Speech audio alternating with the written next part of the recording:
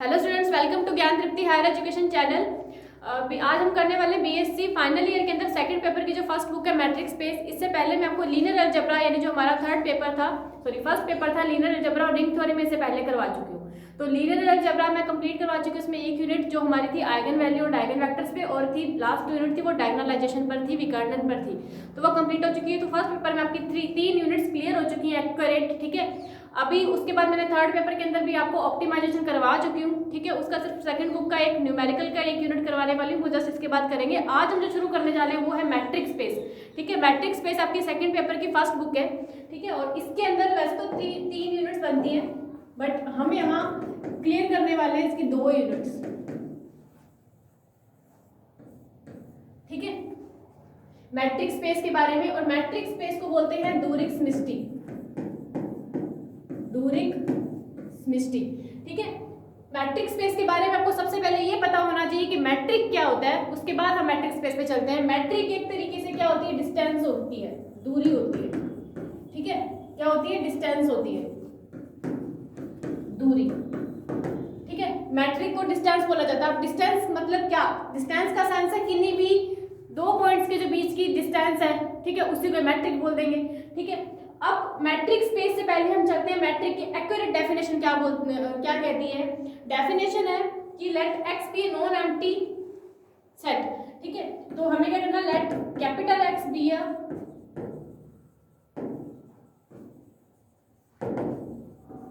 Non empty set, फिर a mapping D, then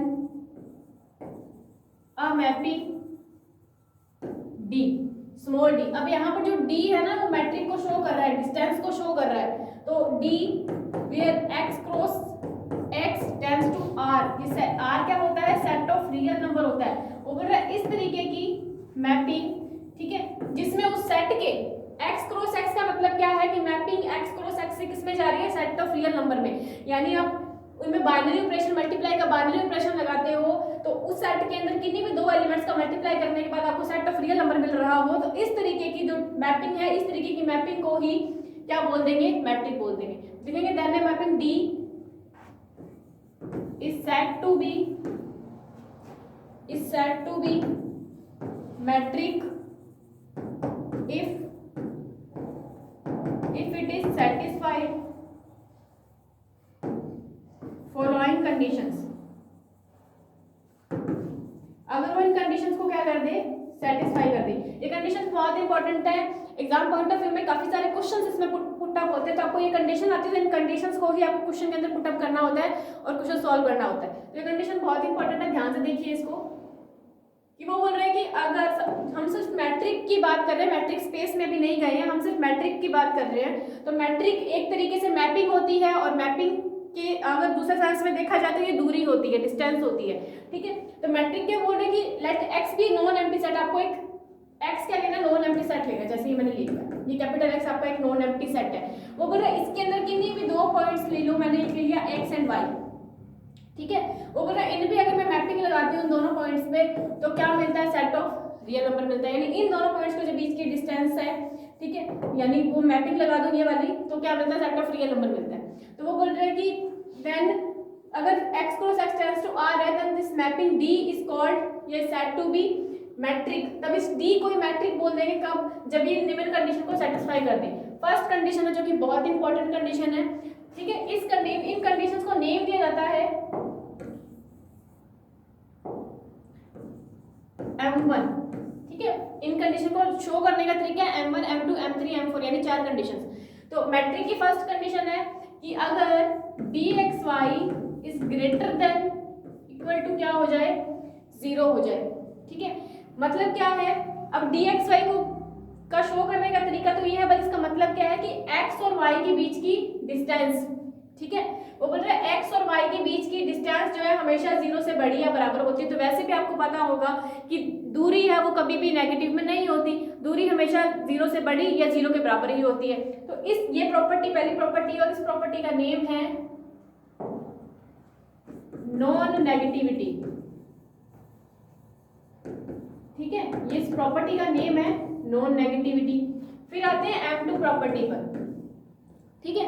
M2 property है कि when dxy is equals to 0, ठीक है, dxy बराबर 0 कब होगा, जब x बराबर क्या हो, y हो। तो ऑब्वियस सी बात है, अगर दोनों पॉइंट है, मान लो ये मैट्रिक्स स्पेस है, इसके अंदर दो पॉइंट है x और बराबर y है, यानी x के ऊपर ही y पड़ा हुआ है, तो इनके बीच की कोई डिस्टेंस निकलेगी क्या, नहीं निकलेगी, मतलब डिस्टेंस क्या होगी, 0। तो x और y के बीच की डिस्टेंस क्या होगी, 0 होगी। ऑब्वियस सी बात है, क्योंकि पॉइंट सेम है, पॉइंट अगर एक दूसरे के बराबर है नहीं, दोनों सेम है, दोनों सेम है, तो उन दोनों के बीच की डिस्टेंस अपने फाइंड कर ही नहीं सकते, तो dxy क्या होगा, 0 हो जाएगा। अब नेक्स्ट आती है थर्ड प्रॉपर्टी, ठीक है। थर्ड प्रॉपर्टी बोलती कि जो dxy है वो इक्वल में होता है dyx। अब इस प्रॉपर्टी का क्या मीन है, इसका मीन है कि अगर इस मैट्रिक्स स्पेस के अंदर ये पॉइंट x है एंड ये पॉइंट क्या है, y है, मैं इन दोनों के बीच की डिस्टेंस निकालना चाह रही हूँ, ठीक है। अब वो बोले कि इन दोनों के जो x और y के बीच की डिस्टेंस ले लो, ठीक है। अब अगर मैं पॉइंट्स को चेंज भी कर दूं, मैं y को उठा के यहाँ रख दूं और x को उठा के यहाँ रख दूं, ठीक है, y को यहाँ रख दूं, x को यहाँ रख दूं, क्या इनकी डिस्टेंस में कोई फर्क आएगा, बिल्कुल नहीं आएगा। x और y मान लो यहाँ से 5 सेंटीमीटर दूरी पर पड़ा हुआ है, x से y, तो y से x भी तो 5 ही होगा ना, डिस्टेंस थोड़ी चेंज हो जाती है पॉइंट चेंज करने से, नहीं होती। इसका मतलब दोनों की डिस्टेंस बराबर रहेगी, चाहे x से y ले लो चाहे y से x ले लो, ये मीन है इसका, ठीक है। नेक्स्ट फोर्थ प्रॉपर्टी जो कि मोस्ट इंपॉर्टेंट प्रॉपर्टी है, ठीक है, और इस प्रॉपर्टी का नेम है ट्रायंगल प्रॉपर्टी, और बहुत ज्यादा इंपॉर्टेंट प्रॉपर्टी है ये, इसको बोलते हैं ट्रायंगल इनक्वालिटी, इसको बोलता है ट्रायंगल इनक्वालिटी। ट्रायंगल इनक्वालिटी क्या होती है, ये याद रखनी है आपको कि dxy is less than equals to dxz plus dyz, ये प्रॉपर्टी है, ठीक है।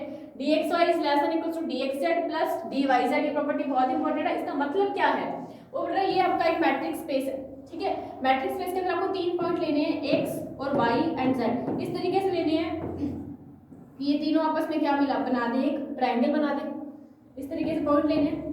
तो वो बोल रहे हैं कि x और y के जो बीच की डिस्टेंस है ना, ये वाली डिस्टेंस, ठीक है, वो हमेशा कम होगी इन दोनों के बीच की डिस्टेंस से के सम के, यानी इन दोनों dxz और dyz दोनों की बीच की डिस्टेंस, यानी बीच की दूरी, मतलब ये इन दूरियों का अगर मैं योग कर दूं, जोड़ कर दूं, वो हमेशा इसकी डिस्टेंस से बड़ी या बराबर आ सकती है। और बराबर कब आ सकती है, जब दोनों में से किसी की 0 हो जाए, ठीक है, ऐसे बराबर आ सकती है। और बड़ी तो ऑब्वियस सी बात है, इन दोनों का सम है वो इससे तो बड़ा होगा ही होगा, तो ये ट्रायंगल प्रॉपर्टी है। अब जरूरी नहीं है यहाँ dxy भी है, यहाँ पे आप dxz dyz कुछ भी कर सकते हो, बट अगर आप क्वेश्चन करते हो ना तो उसमें आप एज इट इज प्रॉपर्टी लगाओगे कि dxy is less than equal to dxz plus dyz, ठीक है। तो इन चारों की चारों प्रॉपर्टीज इंपॉर्टेंट है, ठीक है, और इन चारों पे ही आपको डेफिनेशन, अगर मैट्रिक की डेफिनेशन आती है सिर्फ तब भी ये काम करना है, अगर मैट्रिक स्पेस की डेफिनेशन आती है तब भी ये काम करना है। अभी ये तो सिर्फ मैट्रिक थी कि कोई मैपिंग D जो x क्रॉस x से सेट ऑफ रियल नंबर में जा रही है, ठीक है, तब इस मैपिंग D को ही हम मैट्रिक बोलेंगे, कब, जब ये चारों प्रॉपर्टीज को सेटिस्फाई कर दे। आपको क्वेश्चन के अंदर पूछा जाएगा कि प्रूफ करना है कि मैट्रिक स्पेस है या नहीं है, तो अगर उसने इन चारों कंडीशन को सेटिस्फाई कर दिया क्वेश्चन ने, तो इसका मतलब वो एक मैट्रिक स्पेस है, ठीक है। तो ये चारों कंडीशन है। अब बात आती है मैट्रिक स्पेस की। अभी हमने पढ़ा मैट्रिक के बारे में, अभी पढ़ते हैं मैट्रिक स्पेस के बारे में, ठीक है। अभी पढ़ते हैं मैट्रिक स्पेस के बारे में। मैट्रिक स्पेस के अंदर वो इसकी डेफिनेशन है a non empty set X, a non-empty set X together with a matrix D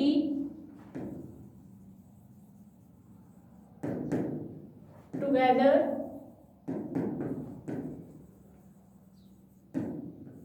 with the matrix D defined on it is defined on it is known as a matrix space.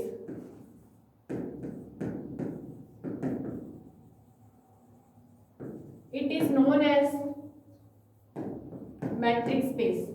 कहने का मतलब है ये जो मैंने बनाया था आपके पास, ये मैंने बोला था कि आपका मैट्रिक्स स्पेस है, ठीक है। इसके अंदर मैंने वो D पॉइंट लिया था कि D मतलब क्या है, दो पॉइंट्स के बीच की डिस्टेंस। अब इसमें जो D था वो तो आपकी मैट्रिक होती थी, ठीक है, दूरी इनकी इस मैट्रिक्स स्पेस के अंदर काफी सारे पॉइंट पड़े होंगे, तो बोल रहा है उन इनमें से काफी सारे पॉइंट्स के किन्हीं दो पॉइंट्स के बीच की जो डिस्टेंस होगी वो दूरी है, ठीक है, मैट्रिक है। आपको बोल रही है कि जो जिसके अंदर, जिस सेट के अंदर ये सारे के सारे पॉइंट्स पड़े हुए हैं, वो सेट को ही अपने क्या बोल देंगे, मैट्रिक स्पेस। तो आपको जब भी मैट्रिक स्पेस का मतलब काम, कुछ भी काम करना होगा, वो मैट्रिक स्पेस के अंडर काम करना होगा, ठीक है। कोई भी अगर क्वेश्चन के अंदर डेफिनेशन, कितनी भी डेफिनेशन करेंगे ना जब अपने मैट्रिक स्पेस के अंदर, जितनी भी सारी की सारी आपको इस मैट्रिक स्पेस के अंडर ही काम करनी है, ठीक है। यानी आपको मैट्रिक स्पेस ड्रॉ करके उसके अंदर जब भी सेट लोगे वो सेट एक मैट्रिक स्पेस के रूप में लोगे। तो ऊपर है जिस सेट के ये एलिमेंट है, जैसे लास्ट डेफिनेशन के अंदर भी हमने एक सेट लेट करा था, देखो कैपिटल एक्स भी नॉन एम्प्टी सेट, तो इस सेट को ही मैट्रिक स्पेस बोलते हैं। और उसी सेट के किन्हीं दो बिंदुओं के बीच की दूरी को मैट्रिक बोलते हैं। कब बोलते हैं, जब ये चारों की चारों कंडीशन सेटिस्फाइड होती हो। और ये चारों की चारों कंडीशन हैं वो मैट्रिक स्पेस के लिए भी सेटिस्फाइड होनी जरूरी है। तो क्वेश्चन के अंदर जब वो मैट्रिक स्पेस प्रूफ करने को बोले तो उस कैपिटल एक्स को वो चारों की चारों कंडीशन सेटिस्फाई करवानी, मतलब करवानी चाहिए। यानी जब हमने इसकी चारों की चारों कंडीशन सेटिस्फाई करवाएंगे तो प्रूफ हो जाएगा कि वो क्वेश्चन क्या है, ये जो भी अपने वो फंक्शन दे रखा है वो क्या है, एक मैट्रिक स्पेस है। तो एक चीज और है इसके अंदर, जो इसका जो मैट्रिक स्पेस है इसको डिनोट किससे करते हैं, क्वेश्चन के अंदर लिखा हुआ आएगा, इसको डिनोट किससे करते हैं, तो इसका नोटेशन है,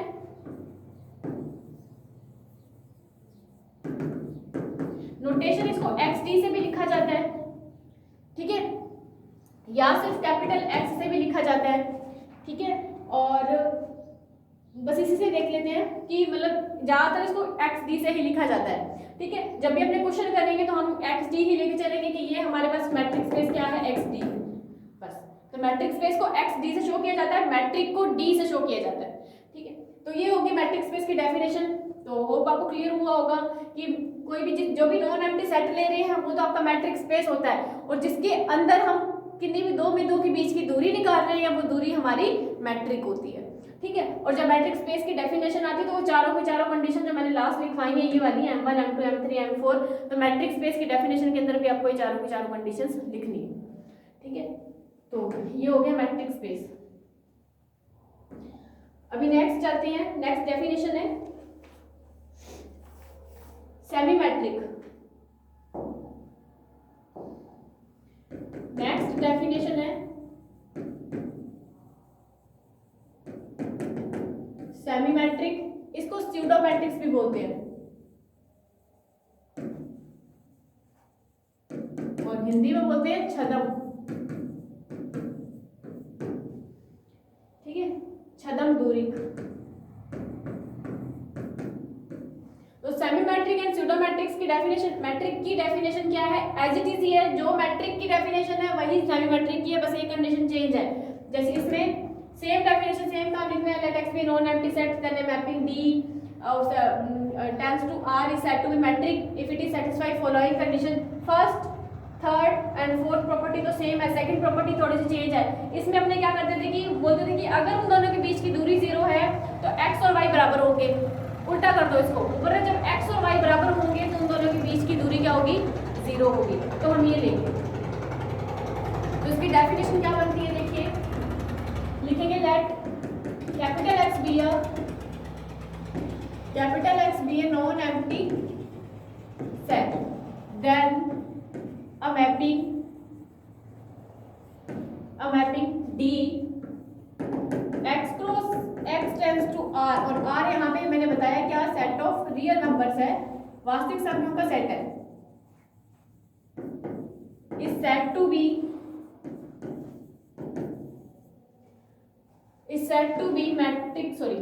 semi मैट्रिक या pseudo metric if it is satisfy the following conditions,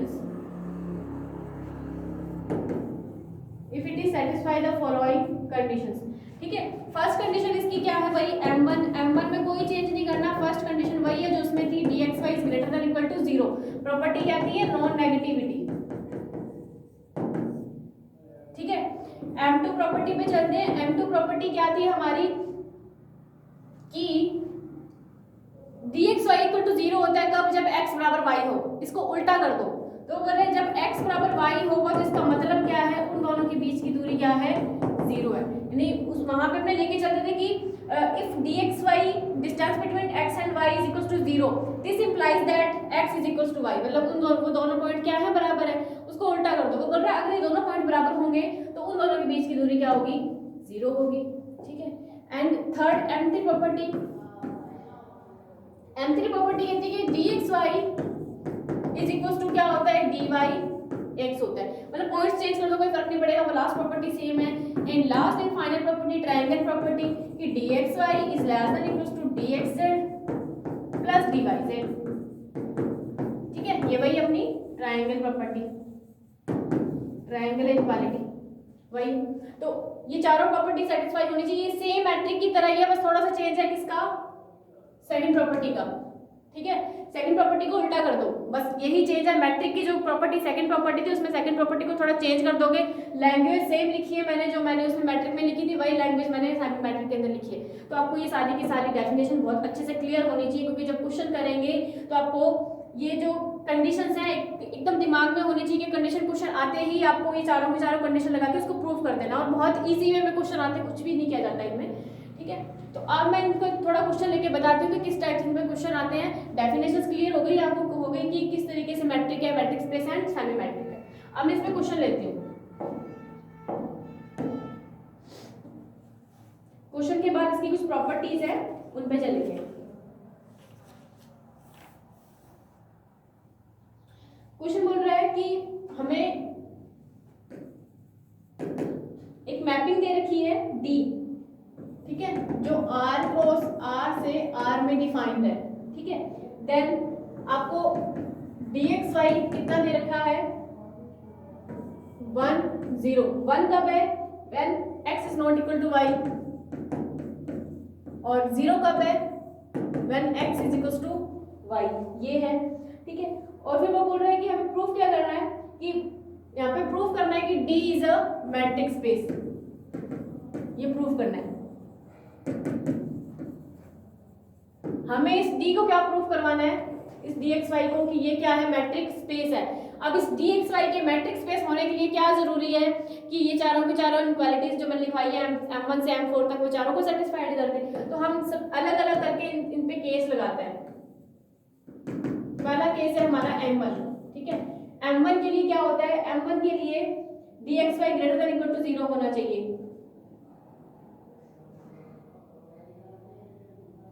ठीक है। तो M1 प्रॉपर्टी क्या बोलती है कि dxy is greater than equal to क्या होना चाहिए, 0 होना चाहिए। तो here 1 and 0 are non negative numbers, non negative real numbers, क्योंकि मैपिंग रियल नंबर में जा रही है तो ये रियल नंबर्स है, नॉन नेगेटिव रियल नंबर्स। अब नॉन नेगेटिव रियल नंबर है, इसका मतलब ये प्रॉपर्टी क्या कहती है, ये तो नॉन नेगेटिविटी की प्रॉपर्टी होती है। तो ना तो 0 नेगेटिव है ना ही 1 नेगेटिव है, तो दोनों के दोनों पॉजिटिव ही है। और कंडीशन क्या कहती है कि उनके बीच की डिस्टेंस dxy की वैल्यू या तो 0 होनी चाहिए या 0 से बड़ी होनी चाहिए। तो आपको dxy की वैल्यू दोनों केसेस दे रखे हैं, 0 भी दे रखी है, 1 भी दे रखी है, तो इस प्रॉपर्टी को सेटिस्फाई करता है। इसका मतलब M1 क्या है, सेटिस्फाइड है। ये तो देखने से पता चल रहा है कि प्रॉपर्टी फर्स्ट है कि नॉन नेगेटिव होनी चाहिए, यानी जो dxy की वैल्यू है वो 0 से बड़ी या 0 होनी चाहिए। तो आपको dxy की वैल्यू दोनों ही दे रखी है, 0 भी है और 1 भी है, केसेस अलग अलग है, वो नेक्स्ट प्रॉपर्टी में बताती हूँ, ठीक है। तो 0 भी है एंड 1 भी है, जो 0 से बड़ा भी है, बराबर भी है, तो फर्स्ट कंडीशन सेटिस्फाइड है। तो इसमें तो कुछ करना ही नहीं है, लिखना ही है direct. M2 property, M2 property क्या बोलती है कि dxy is equals to 0 when x is equals to y, यही थी प्रॉपर्टी, ठीक है। तो सेकंड प्रॉपर्टी, तो dxy is equals to 0, तो अगर dxy बराबर 0 हो तो हमें प्रूफ करना है कि x बराबर y। तो कंडीशन देखने से पता चल रहा है कि dxy की वैल्यू 0 कब है, जब x बराबर क्या है, y है, क्योंकि क्वेश्चन में गिवन है। तो हम भी ये डायरेक्ट लिखेंगे कि बाय क्वेश्चन, ठीक है। तो या फिर ऐसे लिख सकते हैं, given that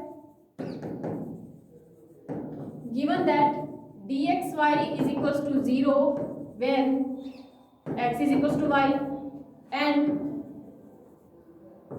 dxy is not equal to 0 when x is not equal to y, but property से कि डी एक्स वाई बराबर 0 हो जब x बराबर y हो, तो ये फर्स्ट वाला जो क्वेश्चन का जो भी स्टेटमेंट है वो इस सेकंड प्रॉपर्टी को सेटिस्फाई कर रहा है, बिल्कुल कर रहा है कि डी एक्स वाई बराबर 0 होगा कब, जब x बराबर y हो, डी एक्स वाई बराबर 0 होगा कब, जब x बराबर y हो। तो क्वेश्चन में गिवन, तो इसका मतलब m2 प्रॉपर्टी भी क्या है, सेटिस्फाइड ही है। तो चीजें देखने से पता चल रही है, ये थोड़ा सा मैंने इजी क्वेश्चन लिया ताकि आपको क्लियर हो जाए कि प्रॉपर्टी सेटिस्फाई कैसे करवानी है, फिर थोड़ा अच्छे क्वेश्चन में चलेंगे अपन।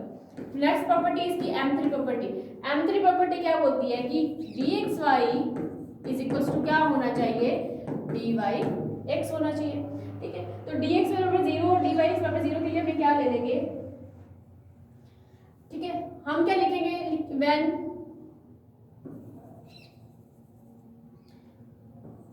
x is equal to y, तो हमें कंडीशन क्या गिवन है कि जब x is equal to y है तब dxy की वैल्यू क्या है, 0 है। तो जब x equals to y, this implies that dxy is equals to 0। ठीक है, और या फिर लिख सकते हैं जब y बराबर x है तो dyx इज इक्वल्स टू 0, इसका मतलब दोनों की वैल्यू 0, यानी dxy भी 0 है और dyx भी 0 है। अगर दोनों की वैल्यूज अलग अलग 0 है, इसका मतलब दोनों आपस में भी मतलब बराबर है। मतलब देखो कंडीशन हमें क्या गिवन है कि जब x बराबर y है तब dxy की वैल्यू 0 है, तो ये लिख दिया मैंने, जब x बराबर y है तो dxy की वैल्यू 0 है, और जब y बराबर x है तब dyx की वैल्यू 0 है। इसका मतलब दोनों की वैल्यू सेम है, 0 0। अगर दोनों की वैल्यू सेम है तो ये दोनों आपस में भी तो इक्वल होंगे, तो इसका मतलब क्या है, hence dxy is equals to dyx। ठीक है, तो ये प्रूफ हो चुकी है थर्ड प्रॉपर्टी जो कि ये प्रॉपर्टी मैं लिख रही हूँ ताकि आपको क्लियर हो जाए, बाकी इसका यूज लेके नहीं चल रहे हैं हम, इसको प्रूफ कर रहे हैं नीचे, बाकी मैं आपको समझाने के लिए लिख रही हूँ कि ये प्रॉपर्टी होती है, बाकी क्वेश्चन हमारा यहीं से है, व्हेन से। ठीक है, तो ये तो मैं बता रही हूँ कि थर्ड प्रॉपर्टी हमें प्रूफ क्या करनी है, तो हमें ये प्रूफ करना है, तो ये मैंने नीचे प्रूफ कर दिया है इसके हिसाब से कि अगर दोनों की वैल्यूज इक्वल है तो दोनों आपस में भी इक्वल होंगे। ठीक है, नेक्स्ट प्रॉपर्टी चलते हैं, लास्ट एंड इंपॉर्टेंट प्रॉपर्टी जो कि है ट्रायंगल प्रॉपर्टी। अब ट्रायंगल प्रॉपर्टी के लिए क्या होता है, dxy is less than equal to dxz। ठीक है, वो मैं लिख देती हूँ यहाँ पर प्रॉपर्टी की dxy is less than equal to dxz plus dyz, ये प्रॉपर्टी होती है। तो देखो हम यहाँ पे क्या करते हैं, अब हमें जो क्वेश्चन है वो तो सिर्फ x और y के अंदर ही दे रखा है। ठीक है, z तो इसमें है ही नहीं, तो हम क्या करेंगे, z खुद की तरफ से लेट करेंगे। ठीक है, तो यहाँ पे लिख देंगे let x, y, z is belongs to r, मतलब कोई 3 रियल नंबर्स है। ठीक है, अब हमें अलग अलग केसेस लगाने हैं, हमें dxy की वैल्यू भी निकालनी है, ठीक है, और इनकी वैल्यू भी निकालनी है। तो फर्स्ट केस है हमारा कि जब x is equal to y is equal to z होगा, मतलब लिख देते हैं यहाँ पर when x is equal to y is equal to z होगा। तो इसका मतलब क्या है, जब देखो x बराबर y है, तो जब x बराबर y है इसका मतलब क्या है कि dxy बराबर 0 है। जब y बराबर z है, जब y बराबर z है इसका मतलब क्या है कि dyz भी 0 है। ये केस में कहाँ से लिख रही हूँ, क्वेश्चन से लिख रही हूँ, ये देखो वो बोला जब x बराबर y है, ठीक है, तो dxy की वैल्यू 0 है। तो इसी तरीके से जब y बराबर z होगा तो dyz की वैल्यू भी तो 0 बनेगी ना उस केस से, तो वही लिख रही हूँ। तो dyz की भी 0 है, और xy हो गया, yz हो गया, अब xz के लिए करते हैं। इसका मतलब क्या है कि dx, z इसकी वैल्यू भी क्या है, 0। अब ये वैल्यू मैं पुट कर दूं इसके अंदर, इस प्रॉपर्टी में इनकी वैल्यू इसके अंदर मैं पुट करूंगी बाय प्रॉपर्टी, या फिर इसको दे दो बाय इक्वेशन फर्स्ट। ठीक है, तो बाय इक्वेशन फर्स्ट इसमें पुट करूंगी तो सेटिस्फाइड हो रहा है, ये 0 यानी 0 is less than equal to 0 plus 0। Clear? ठीक है, यहाँ से इक्वल नहीं आएगा, फिर इक्वल हट जाएगा। ठीक है, तो ये सेटिस्फाइड होती है, तो ये लिखने की जरूरत नहीं है आपको, बस डायरेक्ट बताना है कि हाँ ये सेटिस्फाइड होती है। तो डायरेक्ट कैसे लिखेंगे इसको, क्या पे लिख देंगे hence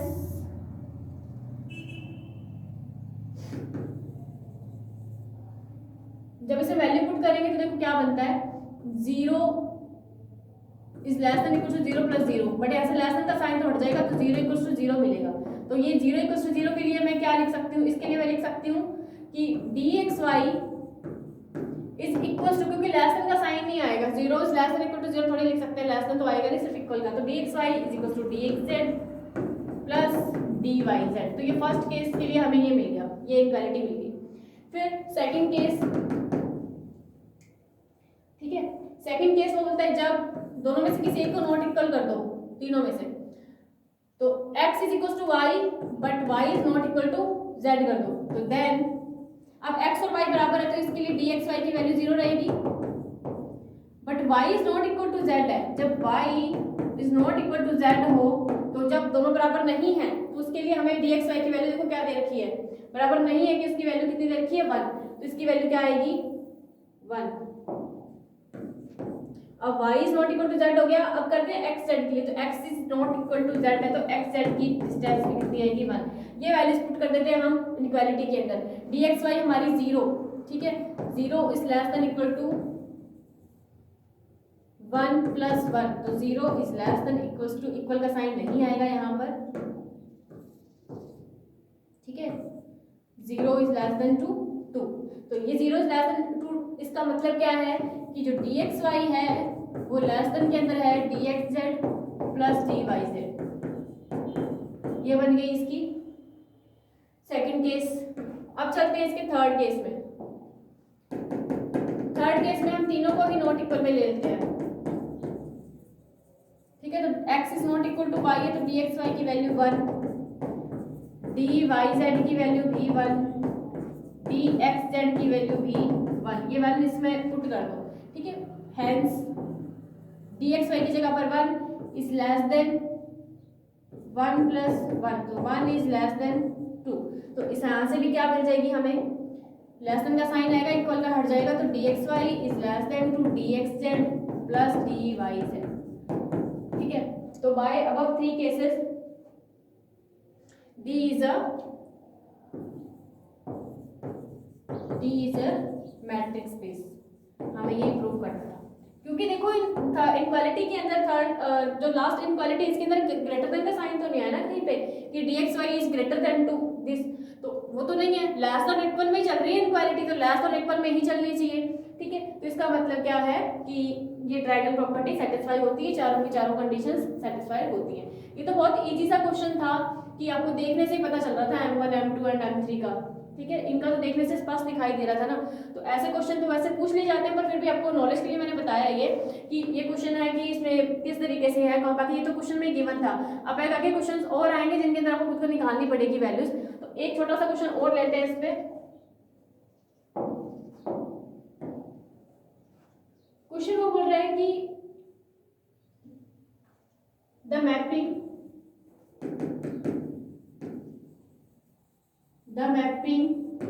D x cross x r cross r to r, ठीक है, डिफाइन कैसे हो रही है, ये हो रही है dxy is equal to mod में x माइनस वाई दे रखा है आपको, ठीक है। और हमें प्रूफ क्या करना है, D को मैट्रिक्स स्पेस प्रूफ करना है। और एक चीज और है, जब मोड में x माइनस वाई लिखा हुआ हो तो इसको बोलते हैं यूजुअल मैट्रिक्स, ठीक है, इसको क्या बोलते हैं यूजुअल मैट्रिक्स। आपको ध्यान रखना है कि यूजुअल मैट्रिक्स किसको बोलते हैं, मोड में x माइनस वाई को बोलते हैं, हिंदी में लिखा जाता है इसको साधारण दूरिक, ठीक है, हिंदी में बोला जाता है इसको साधारण दूरिक, और मोड में x माइनस वाई मतलब यूजुअल मैट्रिक्स होती है। और ये अब हमें D को प्रूव करना है कि ये क्या है, मैट्रिक्स स्पेस। अब चले जाओ इनकी कंडीशंस में, ठीक है। M1 कंडीशन क्या थी कि dxy नॉन नेगेटिविटी थी ना कि dxy is greater than equal to 0 होना चाहिए। अब dxy की वैल्यू क्या दे रखी है ये, तो हम यहाँ पे लिखेंगे मोड में x minus y is greater than equal to 0 लिखेंगे, ठीक है। तो अब यहाँ से देखेंगे जब अपन,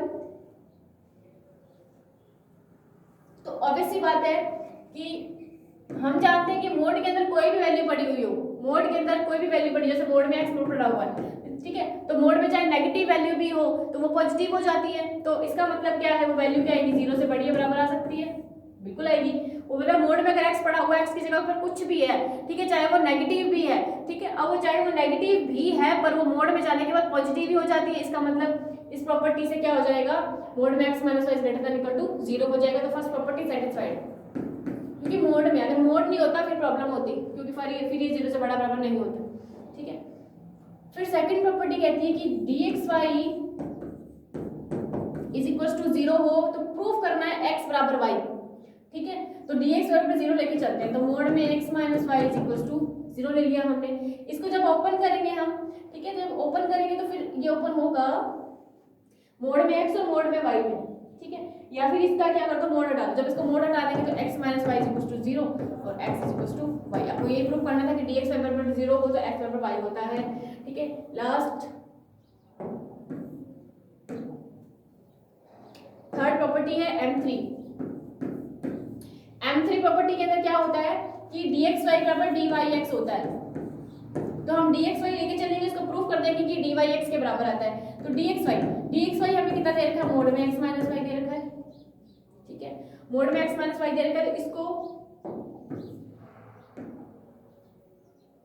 इसको मैं लिख सकती हूँ ऐसे, मोड में x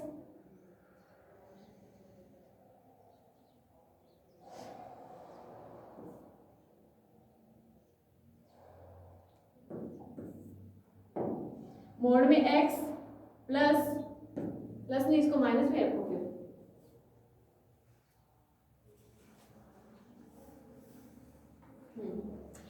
इसको क्या करते हैं अपन, इसको माइनस से अंदर माइनस में चेंज ना करके हम इसको ऐसे लिख सकते हैं, मोड में y कॉमन ले लो और ये y माइनस एक्स। अब मोड में माइनस पॉजिटिव हो जाता है तो मोड में y माइनस एक्स। अगर मोड में x माइनस वाई dxy है, क्वेश्चन में हमें क्या गिवन है कि dxy बराबर x माइनस वाई है, तो dyx कितना हो जाएगा, मोड में y माइनस एक्स हो जाएगा। तो इस मोड में y माइनस एक्स को अपने क्या लिख सकते हैं, dy x। तो हमें यही प्रूव करना था कि dxy is equal to dyx होता है, ठीक है। अब नेक्स्ट आती है फोर्थ M4 प्रॉपर्टी, ठीक है। M4 प्रॉपर्टी के अंदर क्या होता है, वो ट्रायंगल प्रॉपर्टी होती है। तो ट्रायंगल प्रॉपर्टी के अंदर हम dxy लेके चलेंगे और dxy को लेस देन इक्वल के अंदर प्रूव कर देंगे कि dx z है dy z है, तो ये लेके चलेंगे। तो dxy को जब लेके चलेंगे तो dxy हमें कितना गिवन है, मोड में x माइनस वाई गिवन है, तो इसमें एक बार तो z ऐड कर दो और एक बार माइनस कर दो, ठीक है। इसमें कर देते हैं प्लस z माइनस का y। जब इसमें ऐड कर देंगे तो क्वेश्चन की रिक्वायरमेंट है कि x वहां पे जो आता है dx z and dy z आता है, तो हमें x z और y z के अंदर रिलेशन बनाना है। तो यहाँ से x माइनस z को एक साथ लिख लें हम, प्लस z माइनस y को एक साथ, ठीक है। अब यहाँ पे देखो, इसको तो पूरा मान लो ये z1 है और ये z2 है, तो मोड में z1 प्लस z2 कैसे ऊपर होता है, लेस देन इक्वल के अंदर, ठीक है। लेस देन इक्वल के अंदर मोड में x माइनस z, ठीक है। अब यहाँ से मोड में z माइनस y है। अब हमें x z चाहिए तो x माइनस z तो ऑलरेडी है, और वहाँ पे y z चाहिए होता है तो माइनस कॉमन ले लें तो y माइनस z इसको लिख सकते हैं, कोई फर्क नहीं पड़ेगा, ठीक है। अब आपको क्वेश्चन के हिसाब से पता है कि अगर dxy बराबर मोड में x माइनस वाई है तो dxz कितना हो जाएगा, मोड में x माइनस z। तो इसकी जगह पर हमने क्या लिख सकते हैं, dx z plus dy z, और इधर हमारा चल रहा है dx y। तो ये है आपकी ट्रायंगल प्रॉपर्टी। तो आप लिख देंगे सो D is a matrix space. क्यों है, क्योंकि उसने सारी की सारी प्रॉपर्टीज सेटिस्फाई करवा दी। बहुत इजी से क्वेश्चन है, बहुत इजी वे के अंदर बुक्स में भी दिए गए हैं और काफी सारे क्वेश्चन दिए गए हैं, उन पर ट्राई करना, ठीक है। बाकी अभी तो मैंने एक दो क्वेश्चन करवा दिए मैट्रिक्स स्पेस पे, ठीक है। अभी शायद एक दो क्वेश्चन इसमें और मिल जाएंगे आपको, सेम फॉर्म के अंदर करने हैं सबको, सबके अंदर ही आपको इसे M1 M2 M3 M4 सब वाली प्रॉपर्टी लगानी है। क्वेश्चन के अंदर जहां भी आपको बोल दिया जाए कि प्रूफ करना है ये मैट्रिक्स स्पेस है, ठीक है, तब आपको डायरेक्ट क्या कर देना है, चारों प्रॉपर्टीज लगा देनी है और चारों प्रॉपर्टीज लगा के उसको मैट्रिक्स स्पेस प्रूफ कर देना है, ठीक है। तो ये था आज का मैट्रिक्स स्पेस का टॉपिक, ठीक है। अभी हम जो नेक्स्ट करने वाले हैं वो कुछ प्रॉपर्टीज के बारे में डिस्कस करेंगे। चार प्रॉपर्टीज हैं इनकी, होल्डर इक्वालिटी, मिन्कोस्की और कॉची स्क्वायर। और ये तो प्रॉपर्टी इतनी इंपॉर्टेंट है कि ये नाम से ही आती है, ठीक है। तो नाम से आती है और कई बार इनका स्टेटमेंट भी दीजिए, स्टेटमेंट वाइज भी पूछ ली जाती है। तो आपको चारों की चारों प्रॉपर्टीज बहुत अच्छे से आनी चाहिए। तो मैं नेक्स्ट लेक्चर के अंदर जो सीरीज हमारी चल रही है, इसमें सेकंड लेक्चर के अंदर मैं आपको प्रॉपर्टीज के बारे में डिस्कस करने वाली हूँ। फिर इनकी कुछ डेफिनेशन पे चलेंगे और मैट्रिक्स स्पेस को खत्म करेंगे। तो ये इसके अंदर, इस यूनिट के अंदर शायद 2 ही चैप्टर है, तो दोनों के दोनों चैप्टर ही बहुत इंपॉर्टेंट है अपने आप में। तो दोनों के दोनों को हम कवर करेंगे मैट्रिक्स स्पेस में। इसी के साथ हमारा सेकंड पेपर है उसकी 2 यूनिट कवर हो जाएंगे। तो अभी हम चलेंगे इसके नेक्स्ट लेक्चर के अंदर जहाँ मैं प्रॉपर्टीज करवाऊंगी। अभी के लिए इतना ही। इससे रिलेटेड जो भी क्वेश्चन आपको मिलते हैं वो आप कवर करना बुक्स में से। बाकी करते हैं नेक्स्ट लेक्चर में। Thanks for watching.